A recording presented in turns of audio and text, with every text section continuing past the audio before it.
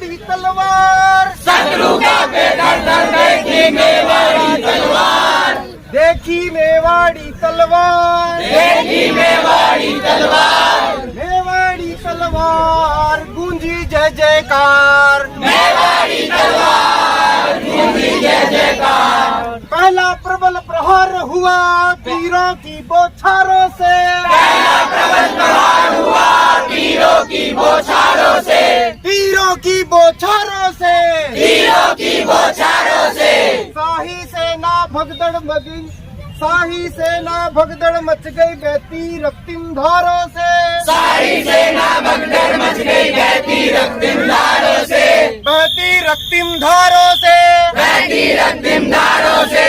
एक लिंग की जय जयकार से पलट गई युगधार, एक लिंग की जय जयकार से पलट गई युगधार, पलट गई युगधार गूंजी जय जयकार, पलट गई युगधार गूंजी जय जयकार।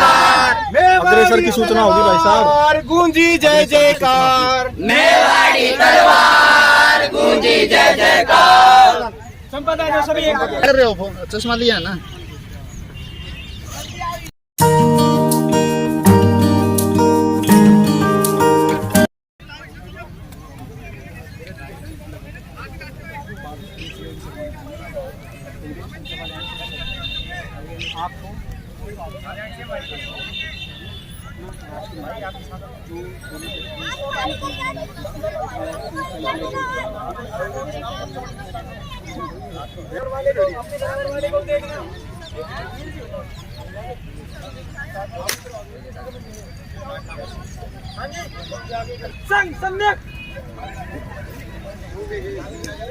लाइन सीधी करा ले एक बार अपनी सभी। लाइन सीधी करेंगे आप लोग सामने।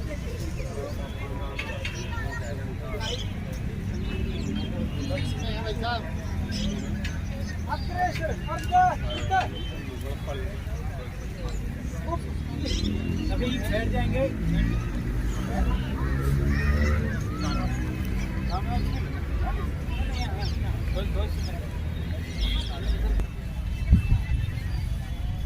आज अपनी ये जो माधव नगर का कबड्डी और रस्सा कबड्डी प्रतियोगिता कार्यक्रम रहा है, इसमें गंगा जल वितरण की जाएगी। इस कार्यक्रम के नियमित परिचय है वो करवा रहा हूँ, परिचय है वो करवा रहा हूँ। इधर से श्रीमान देवेंद्र जी, आप पेशे से अध्यापक हैं और HLU में आपका निवास स्थान है और अपने हिसार जिले के जिला बाल कार्य प्रमुख का आपके पास दायित्व है। दूसरी ओर श्रीमान संदीप जी, आप लुआ से आप एज ए टीम रिटायर हो रखे हैं और सेक्टर 13 में आपका निवास स्थान है और अपने जिला के जिला सामाजिक समरसता प्रमुख का आपके पास दायित्व है। मेरे दाई और श्रीमान सुमस जी, आप माधव नगर के नगर कार्यवाह का आपके पास दायित्व है और जिनका आज हमें भौतिक मिलने वाला है श्रीमान रामनिवास जी। आप मूलतः बड़ोपल गांव के रहने वाले हैं और पैसे से आप अध्यापक हैं, तृतीय वर्ष शिक्षित हैं और अपने विचार विभाग के विभाग बाल कार्य प्रमुख का आपके पास ऐसा दायित्व है। गीत अमृत वचन के बाद में, गीत अमृत वचन से पहले एक बार रहेगा, एक बार गीत कराता हूँ, उसके बाद हाँ पहले गीत रहेगा, उसके बाद में वितरण, उसके बाद में गीत के लिए अजय जी। चेतना का गान वंदे मातरम, राष्ट्र की जय चेतना का गान वंदे मातरम, राष्ट्रभक्ति प्रेरणा का गान वंदे मातरम, राष्ट्रभक्ति प्रेरणा का गान वंदे मातरम, वंदे मातरम, वंदे मातरम, वंदे मातरम, वंदे मातरम, वंदे मातरम,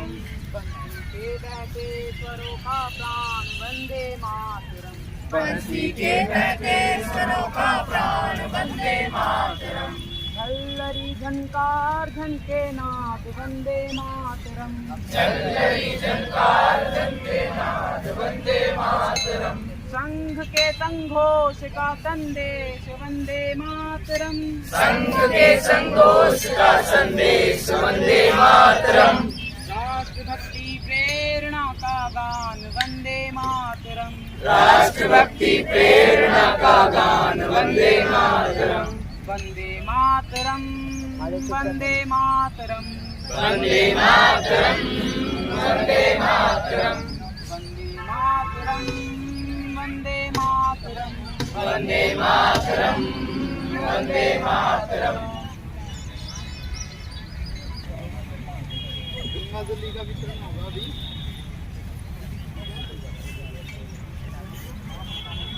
तो विद्यार्थियों ने गंगाजली तो लेनी है, बड़े भी ले सकते हैं। अभी पहले छोटों को गंगाजली देते रहेंगे, उसके बाद में बड़ों को देंगे। पहले विद्यार्थी पहले से हाँ ओह भाई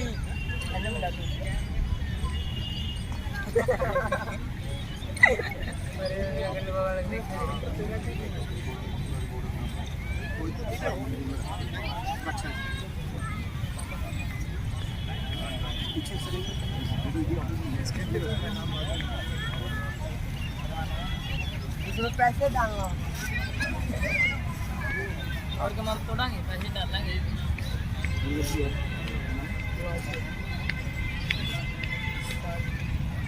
अपना नाम, शाखा और फोन नंबर में नोट कराना है।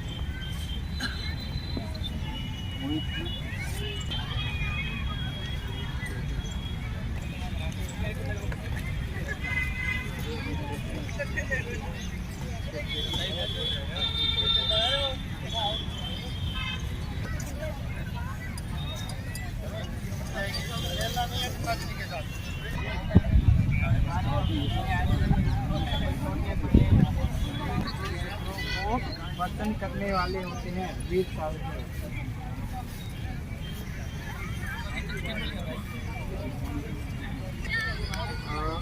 हम स्वयंसेवक होने के नाते हमारे बीच एक हर्ष का विषय है।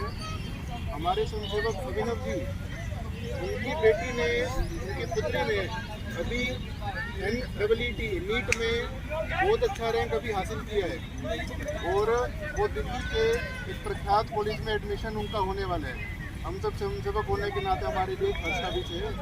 हम भी इससे प्रेरणा लें और हम भी शाखा में आते आते अपनी पढ़ाई पे भी ध्यान दें और स्वयंसेवक होने के नाते शाखा भी नियमित हमारा सब भाव बने।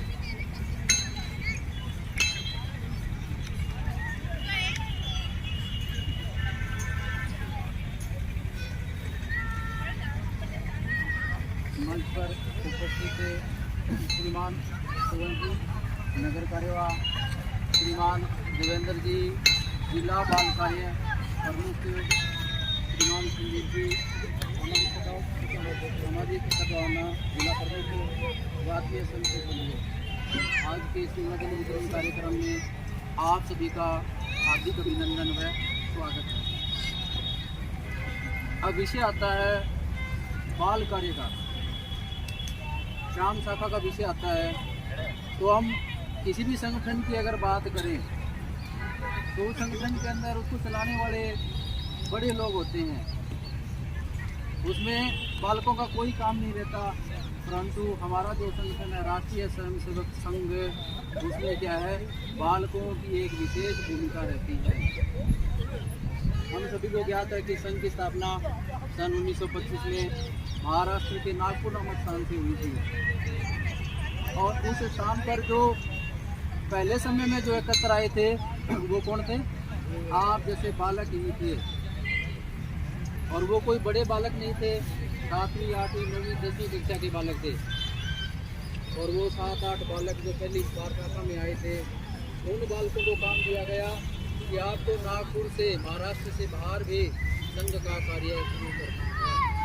तो आप सोच सकते हो कि वो समय 1925 का समय, गुलामी का समय, उस समय बालकों के कंधों पर ये काम दिया गया कि संघ का जो प्रचार प्रसार आपको ही करना है।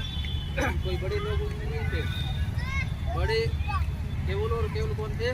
परम पूजनीय डॉक्टर केशवराव राम हेडगवार जी बड़े थे, बाकी सभी बालक थे।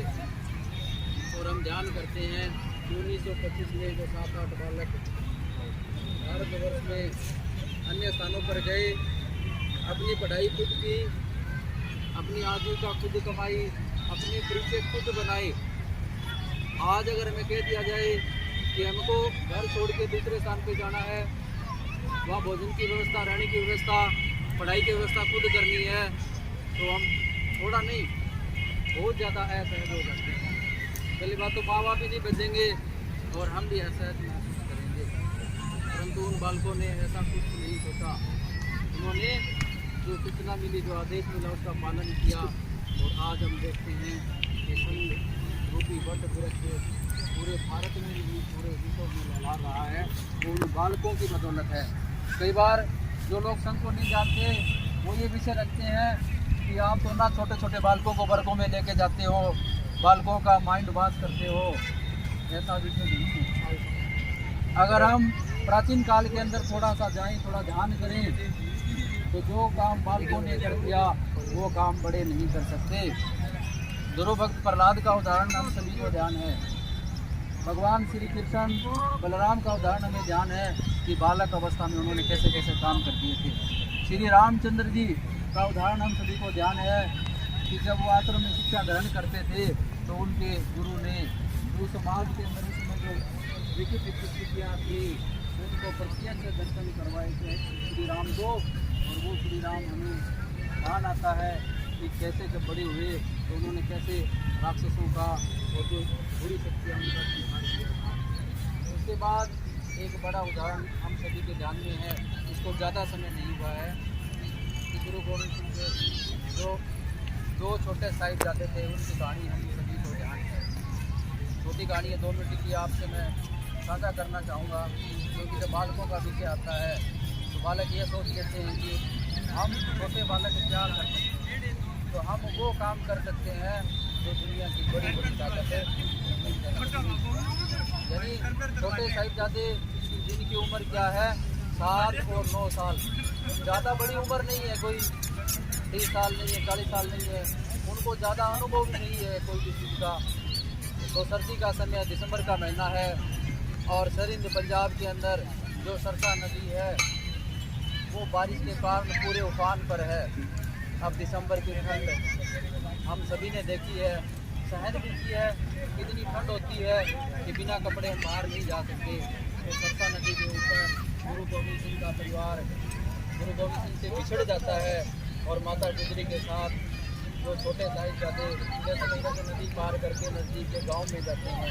और हमें पता है कि नज़दीक के गांव में जो शरण देने वाला व्यक्ति हाँ वो भी उनका जानकार होता है, उनका सेवादार है, उनको कैद कर दिया जाता है।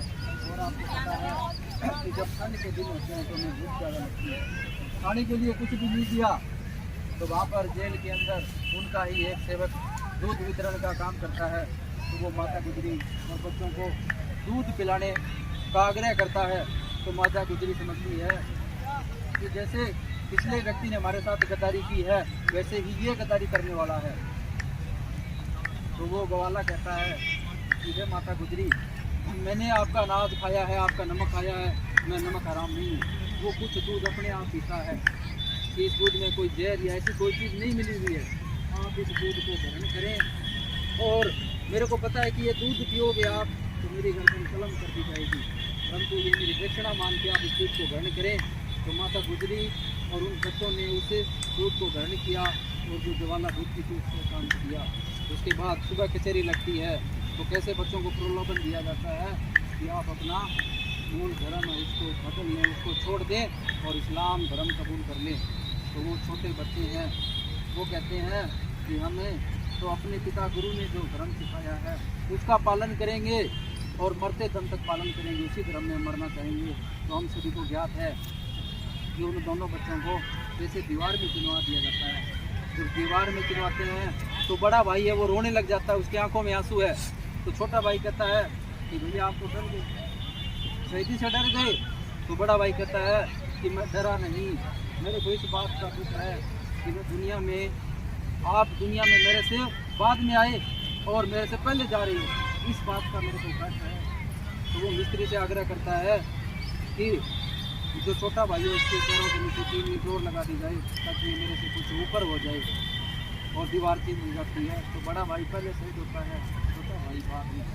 तो हम भारत के ऐसे बालक हैं, बालकों की बहुत आवश्यकता है और बालकों को जो संस्कार दिए जा सकते हैं वो बड़ों को संस्कार नहीं दिए जा सकते, क्योंकि बड़ों के अंदर तो अनेकों विचारधाराएं पहले से घर की हुई होती है।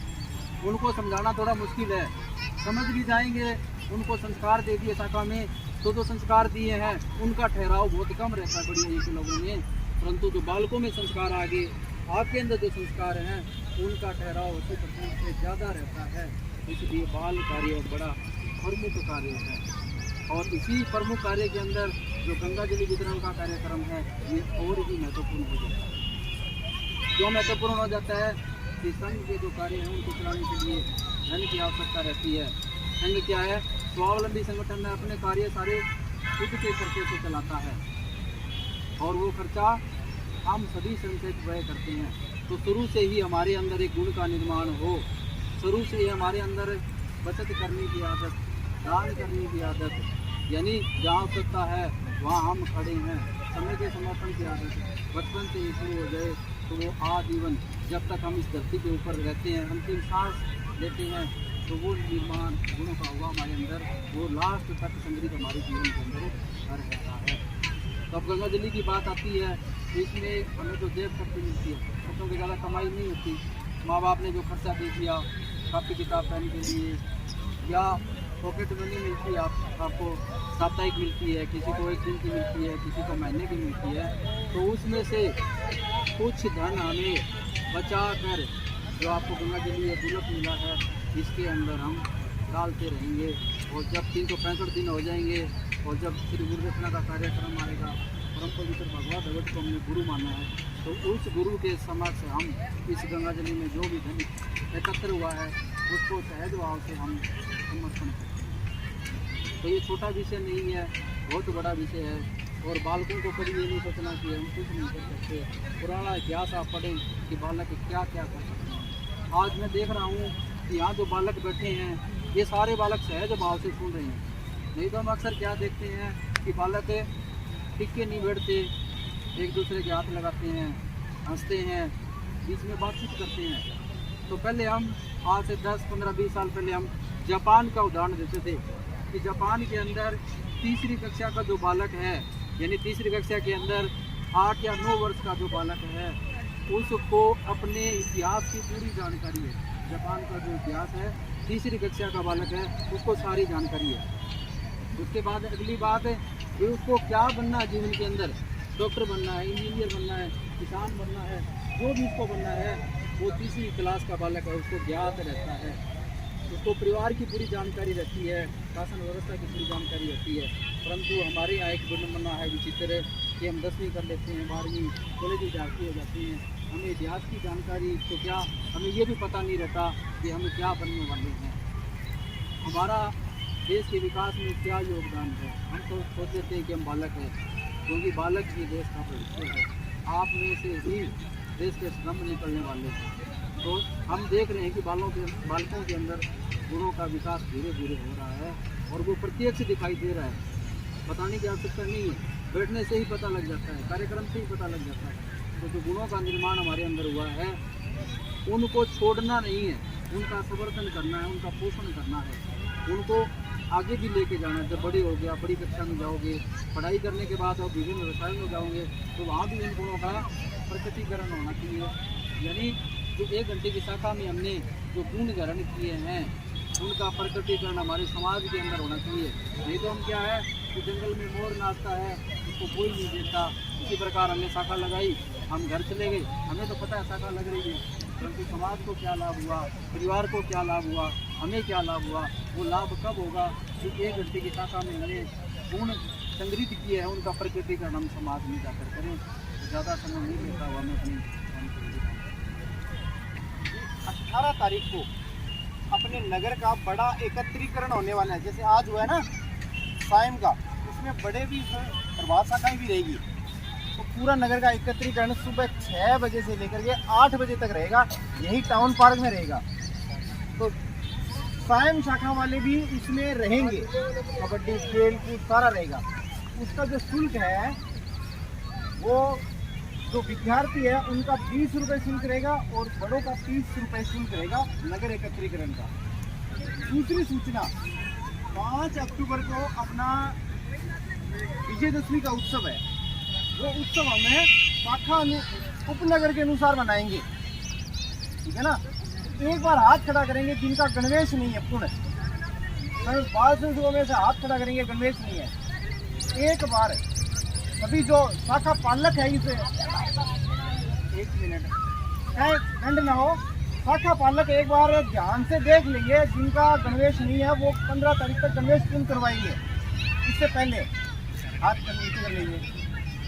तीसरी सूचना है, 15 तारीख को अपनी शाखा का पूर्ण गणवेश दिवस रहेगा। प्रभात वाले प्रभात में पूर्ण गणवेश पहन करके शाखा में आएंगे, कार्यक्रम करेंगे। सायं वाले सायं शाखा में पूर्ण गणवेश पहन करके शाखा के अंदर आएंगे। 15 तारीख से पहले गणवेश पूर्ण करना है। अपने संघ कार्यालय में गणवेश है, वहाँ से पूर्ण करना है। कोई भी चीज़ की कमी रही हो वो पूरी करनी है। अपनी शाखा में नए गणवेश को बढ़ाना है। संचलन का कार्यक्रम रहेगा, सायं के संसद बढ़ चढ़ कर भाग लेंगे उसमें। इसके अलावा आज का कार्यक्रम है, अभी क्या करेंगे, अभी इसके बाद में विकिर होगी, प्रार्थना होने के बाद में अपना जलपान रहेगा। उसके लिए क्या है, विद्यार्थियों का 20 रुपये शुल्क है और विद्यार्थी के अलावा जो व्यवसायी वर्ग के लोग हैं, जो बड़े हैं, उनका 50 रुपये शुल्क है। और ये सभी शुल्क शाखा के अनुसार उसमें लिस्ट बना करके कितनी शाखा, इस शाखा में 10 संख्या रही है तो उनका टोटल शुल्क है। मुख्य शिक्षक शाखा कार्यवाह दोनों है या नहीं है तो शाखा का पालक है श्रीमान पाठक जी को शुल्क जमा करवाएंगे। विक्री के पश्चात यही बैठ करके अपना ना आपको जमा करवाएंगे। जो शाखा से नहीं अन्य हैं वो आपको जमा करवाएंगे। वो सभी पाठक जी को, आपको मेरे को करवा देंगे। अन्य है उसी साधन से वो घर जाएगा, कहीं भागा तोड़ी नहीं करनी है, यहीं बैठे रहना है। पानी की व्यवस्था वहाँ पर है,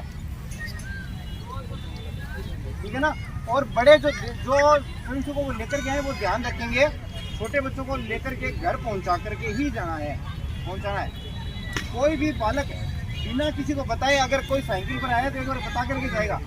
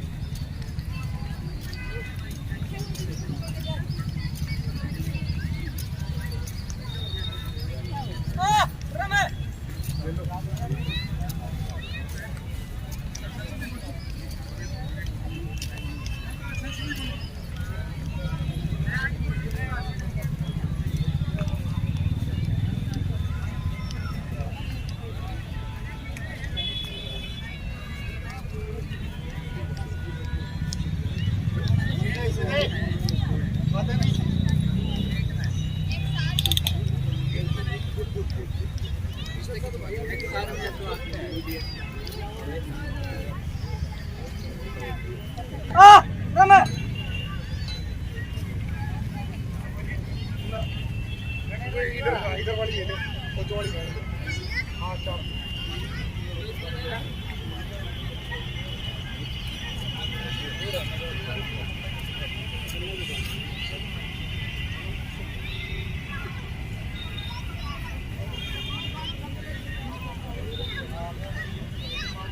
संघ दक्ष। नमस्ते सदा वत्सले मातृभूमे, नमस्ते सदा वत्सले मातृभूमे, त्वया हिन्दभूमे सुखं वर्धितोऽहम्, त्वया हिन्दभूमे सुखं वर्धितोऽहम्, महामङ्गले पुण्यभूमे तदर्थे, महामङ्गले पुण्यभूमे तदर्थे,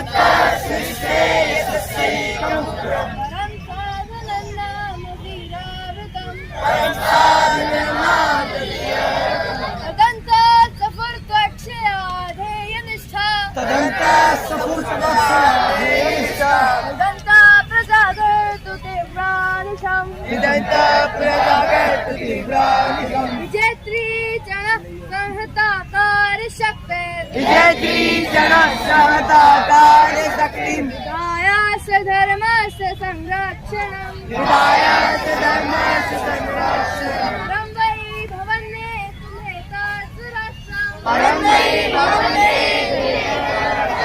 समर्था भवत्वा सुशाते विश्वम् भारत माता की जय।